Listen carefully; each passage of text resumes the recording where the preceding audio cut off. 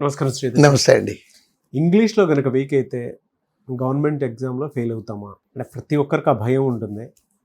Compulsory వచ్చి ఉండాలంటారా? ఎలా? యాక్చువల్గా ఈ ప్రాబ్లము ఎక్కువ రూరల్ నుంచి చదువుకొచ్చిన పిల్లల్లో చూస్తామండి. సార్ నాకు చిన్నప్పటి నుంచి ఇంగ్లీష్, నాకు బాగా తక్కువ మార్కులు వచ్చిన సబ్జెక్ట్ అదేనండి అనేవాళ్ళు కొంతమంది. ఇంకో పేరెంట్స్ అయితే ఏం చెప్తారంటే, సార్ మావాడు ఇంటర్మీడియట్ 3 ఏళ్ళు చదివాడండి, ఎందుకు చదివాడంటే ఇంగ్లీష్ తప్పాడండి, మరి ఇప్పుడు ఈ ఎగ్జామ్కి వస్తుందా అంటారు. యాక్చువల్గా కాంపిటేటివ్ ఎగ్జామ్ ఇంగ్లీష్ వేరండి. స్కూల్లో కానీ కాలేజీల్లో కానీ చదువుకున్న సబ్జెక్ట్ వేరండి. అది డిస్క్రిప్టివ్, ఇది ఆబ్జెక్టివ్. ఇప్పుడు డిస్క్రిప్టివ్ ఎగ్జామ్ అంటే ప్రతి సెంటెన్స్లోనూ గ్రామర్ చూస్తారు, ప్రతి వర్డ్లోనూ స్పెల్ చూస్తారండి. ఇక్కడ ఏంటంటే fill in the blanks type question తీసుకున్నాం అనుకోండి, క్వశ్చన్ అక్కడే ఉంటుంది, బ్లాంక్లో కింద ఆ బ్లాంక్లో ఉన్న ఆన్సర్ల కింద 5 ఆప్షన్లు కనపడతాయి. సో సబ్జెక్ట్ ఓరియంటేషన్ కనుక చేంజ్ చేసుకున్నట్లయితే, అంటే ఆ డిస్క్రిప్టివ్ ఓరియంటేషన్ నుంచి ఆబ్జెక్టివ్ ఓరియంటేషన్ కనుక పిల్లోడు రాగలిగితేనండి ఇంగ్లీష్ క్రాకబుల్ సబ్జెక్ట్ అండి. అంటే నేను స్కోరబుల్ సబ్జెక్ట్ అంటలేదు, అది బ్లఫ్ అవుతుంది. అంటే రండి మా దగ్గరికి, మేము ఇంగ్లీష్లో ఇంత తెప్పిస్తాము అంత తెప్పిస్తాము అంటే, యాక్చువల్గా ఇక్కడ ప్రిలిమినరీ ఎగ్జామ్ అయితే 3 సబ్జెక్టులు ఉంటాయండి, reasoning, arithmetic, English. 3 cut off మార్కులు రావాలి. యూజువల్గా కట్ ఆఫ్ మార్కులు మిస్ అవుతూ ఉంటారు ఇంగ్లీష్లో. నేనేమన్నానంటే కట్ ఆఫ్ మార్కుల కన్నా కొంచెం ఎక్కువ తెచ్చుకొని ఈ మిగిలిన 2 సబ్జెక్టులో స్కోర్ తెచ్చుకున్నారనుకోండి, ఓవరాల్ కట్ ఆఫ్ వచ్చేస్తుంది. అవును. సో అంటే మినిమం కట్ ఆఫ్ అనేది ఈజీగానే తెచ్చుకోవచ్చు అండి. ఎందుకంటే ఎగ్జామ్లో ఇప్పుడు 30 బిట్స్కి 5, 6, 7, 8, 9, 10 ఆ రేంజ్లో ఉంటాయండి, డిపెండింగ్ ఆన్ ద ఎగ్జామ్. 30లో 10 మార్కులు ఈజీగా తెచ్చుకోవచ్చు అండి. అట్లా అని నేను 30 చేసేస్తానని అంటలేదండి. ఇమీడియట్గా చేయగలిగేది ఏంటంటే కట్ ఆఫ్ మార్కులు క్లియర్ చేయడానికి కావాల్సిన గైడెన్స్ ఇస్తాము.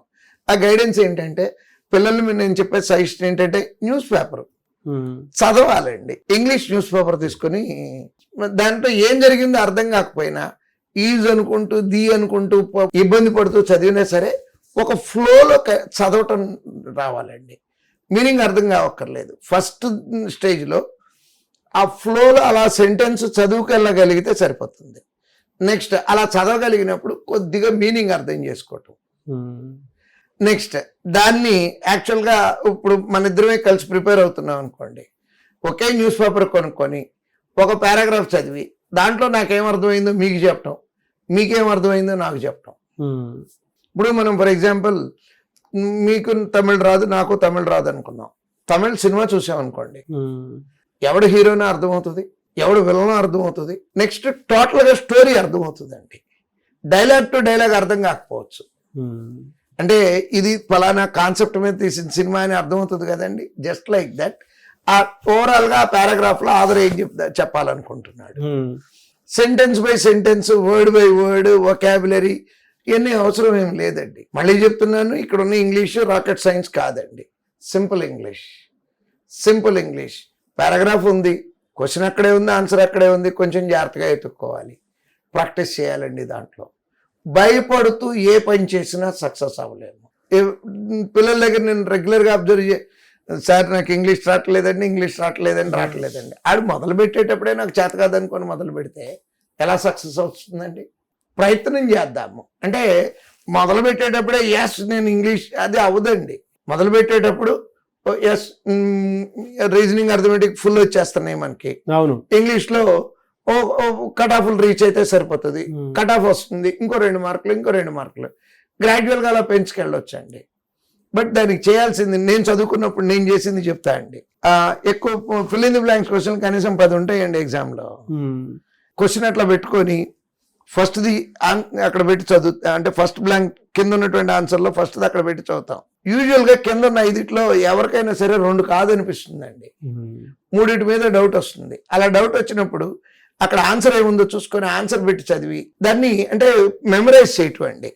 ఎలా అంటే మనం ఆ ప్రాక్టీస్ చేయటం వలన మనకు వచ్చేది ఏంటంటే, మళ్ళీ ఎగ్జామ్లో కూడా అలానే పెట్టి చదువుతున్నప్పుడు ఇది బాగాలేదు అనుకుంటే ఆన్సర్ ఎలిమినేట్ అవుతుందండి.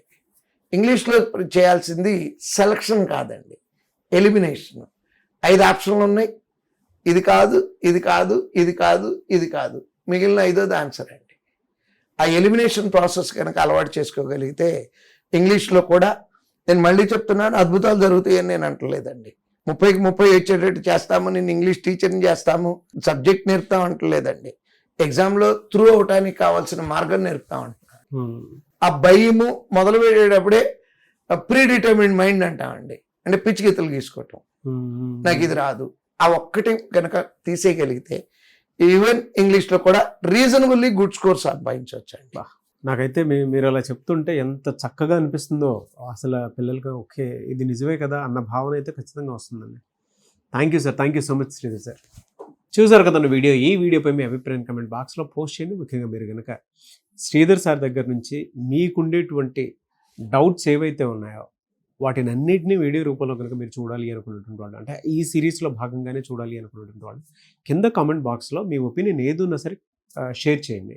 దానివల్ల ఏంటంటే మీకుండేటువంటి డౌట్స్, అంటే ప్రతి స్టూడెంట్కి ఉంటుంది, కాంపిటేటివ్ ప్రిపేర్ అయిన ప్రతి స్టూడెంట్కి ఆ ఆలోచన అనేది ఖచ్చితంగా ఉంటుంది. దాన్ని ఎలా ఓవర్కమ్ చేయాలనేది వీడియో రూపంలో, సొల్యూషన్స్ రూపంలో మీరు చూడడానికి అవకాశం ఉంటుంది. కాబట్టి ఎవరున్నా సరే కింద కామెంట్ బాక్స్లో మాత్రం పోస్ట్ చేయండి. అండ్ శ్రీధర్ సీసీలో కనుక జాయిన్ అవ్వాలి అనుకుంటే మాత్రం స్క్రీన్ మీద మీకు కాంటాక్ట్ నెంబర్ కనిపిస్తుంది కదా, దానికి మీరు కాల్ ఆర్ మెసేజ్ వాట్సాప్ చేసినా సరే వెంటనే ఎన్రోల్ చేసుకోండి. ఈవెన్ పేరెంట్స్ అయినా సరే ఒక్కసారి మీరు విజిట్ చేయండి శ్రీధర్ సీసీ. ఇక్కడ టీచింగ్ కానీ, ఫ్యాకల్టీ కానీ అండ్ టెక్నికల్గా చూసుకున్నా కూడా చాలామంది రెగ్యులర్గా మాక్ టెస్ట్లు అవి కండక్ట్ చేస్తూ ఉంటారు కదా, అవి రాస్తూ ఉంటారు. ఆ ప్యాటర్న్ కూడా ఏ విధంగా ఉందో చూసి దాన్ని బట్టి మీరు జాయిన్ అవ్వచ్చు. అంటే ఎక్కడా లేని విధంగా మన ఇండియాలోనే 2 తెలుగు రాష్ట్రాల్లోనే ఒక శ్రీధర్ సీసీలోనే ఉండేటువంటి ఫెసిలిటీస్ ప్రతి స్టూడెంట్కి గవర్నమెంట్ జాబ్ క్రాక్ చేయడానికి అవకాశం ఉండేలాగా ఉంది. ఎవరైనా సరే ఎన్రోల్ చేసుకోవాలనుకుంటే మాత్రం స్క్రీన్ మీద కనిపిస్తున్న నెంబర్ సంప్రదించండి. ఈ వీడియో లైక్ చేయండి, షేర్ మాత్రం తప్పకుండా చేయండి. ఇలాంటి మరిన్ని వీడియోస్ కోసం మా ఛానల్ ఫాలో అవ్వండి. Thank you.